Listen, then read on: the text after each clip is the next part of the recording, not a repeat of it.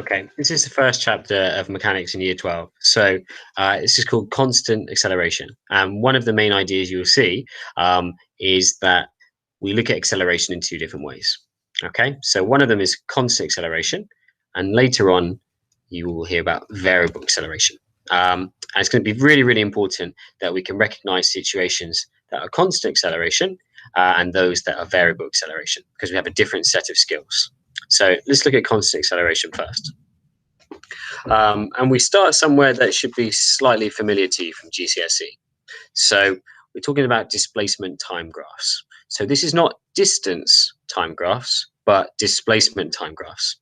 They're similar, but there are some really, really important differences. Okay. Distance is something that can only be positive. You could say, for example, I'm 5 meters from home or 10 meters from home, but you would never say I'm minus 5 meters from home. So it can only be positive. Okay. Later, you'll see another one like this. Speed's another example of something that can only be positive. Okay. But displacement is a little bit more nuanced than that. So displacement is more or less the same thing. However, the direction's really, really important.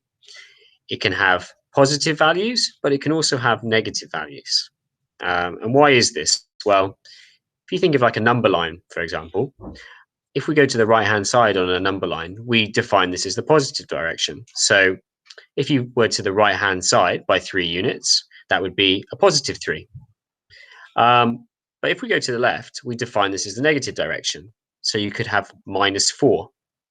So direction's important on a number line, and direction's important with something like displacement. And you'll see as we go along that sometimes you can sort of not worry about this too much, but other times it's quite important, especially when we have something that goes back and forth. We need to define a direction as being positive. Okay, so let's start with the graphs and try and understand what's going on. So S is often used to talk about displacement, and the units are a bit of a clue for that as well. We're graphing this against time, so this is displacement over time. And it's quite important to sort of try and think about what's going on whenever you see a graph like this.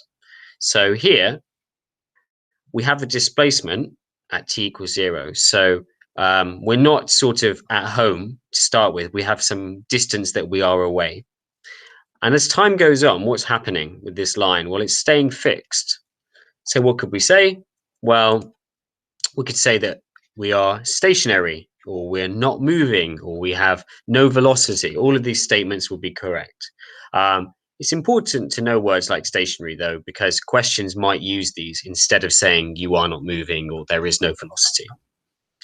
Over here, so we start off at 0 displacement. So it's a little bit like we start at the origin or something like that. And over time, we're moving away. So this is a bit like moving to the right on a number line. And notice the straight line means that we're doing this in a steady way. So we're moving in a steady way. We could say the object is moving with constant velocity.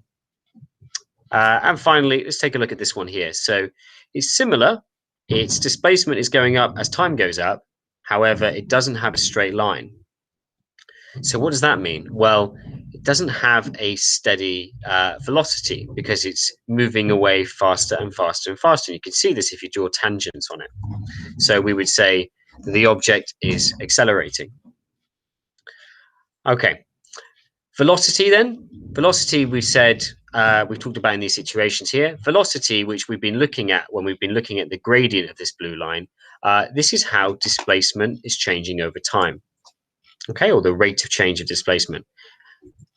It's a bit like speed, okay? But speed, remember, speed can only be positive, whereas velocity can be positive or a negative. Velocity, the direction is important as well. Am I going +5 or am I going -5? You can see a common theme here, which is we need to think carefully about directions, especially when things go back and forth. And then we've got these two terms down here. So average velocity and average speed. Well, maybe we can start with average speed because you'll be familiar with this one from GCSE, hopefully. So average speed, it's about your total distance over your total time taken. Okay, this might be done for the start and end point of a question, or we might break it up into parts. Average velocity, though, is a little bit more difficult than this. What average velocity is going to do is it's going to look at your starting displacement and your end displacement. And you may have some interesting situations develop here. For example, if you start off at the origin and then you move away, but then later you go back to the origin, well, velocity is thinking about how far away you've moved here from the origin. So displacement just looks at the start and the end. And if you do that, well, you might say that the thing hasn't moved at all. So you might get, for example, a different value. So average velocity and average speed are not necessarily always the same. Average velocity is about displacement. Average speed is about distance. Okay, let's have a look at an example with a graph then. So this D here might be for distance, but let's just read the wording because it's important. Distance and displacement might be different. Okay, so as we go, as we have our distance or displacement here, and we have time here, let's try and follow this journey. So a cyclist rides in a straight line for 20 minutes. So 0 to 20, we're increasing. What are we increasing here? Well, let's scan the question. Yes, displacement time. So we're moving away from the origin, okay, in a steady way for 20 minutes. What have we got next? She waits for half an hour. So this is the waiting time here. The displacement remains level as the 30 minutes goes on to 50 minutes. And then finally, she returns in a straight line to her starting point. So what's interesting here is that this is going down to 0. Well, why is it going down to 0? This is what's happening. She's starting at home. She's going somewhere. She's waiting there. And then she's going back. So from the origin, when she returns back, it will be 0. That's why this line's going back down. Okay, and that's how we can come up with this graph here. So what have we got to do? Work out the average velocity for each stage. Well, each stage is going to mean each straight line section. So we've got stage 1, stage 2, stage 3. And remember, velocity has a direction. So you're allowed negative answers here. Well, for stage 1, we went 5 kilometers in 20 minutes. So we can do positive 5 because we went up by 5 divided by 20. What would that give us? That would give us kilometers per minute because we're doing kilometers divided by minutes. And we could change this to hours, but that's not the focus of this video. Okay, so 5 over 20, we get this one here, and we could change this to SI units if we need to.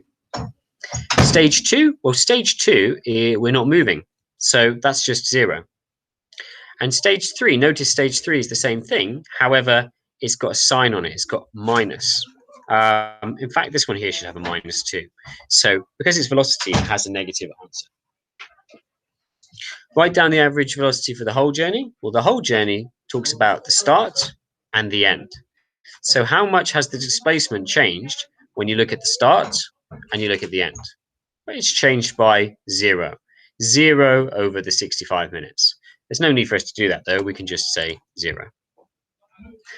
Now, the average speed for part C is not necessarily the same because speed and velocity can be different, especially if we're talking about going back and forth. So average speed, well, we went 5 kilometers and then later on we went 5 kilometers back. So distance is actually 10. Yeah. This graph is about displacement. For distance, you have to do a little bit more work, a little bit more reasoning. We did the 10 kilometers in our 65 minutes. Okay, so that's what we could do. And again, we could convert this one to this number here. Notice it can only be positive because it's speed. Right, so pause the video here and have a go at this question, applying the same sort of reasons. And just before you do that, and you sort of split it up into sections, notice that displacement can go positive, but it can also go negative as well. Why would that be? Well, we might start here and go all the way over here and stay there, but then we might actually go to the left of where we originally started. That's how we're getting this point here. Okay, pause the video and have a go at the questions there.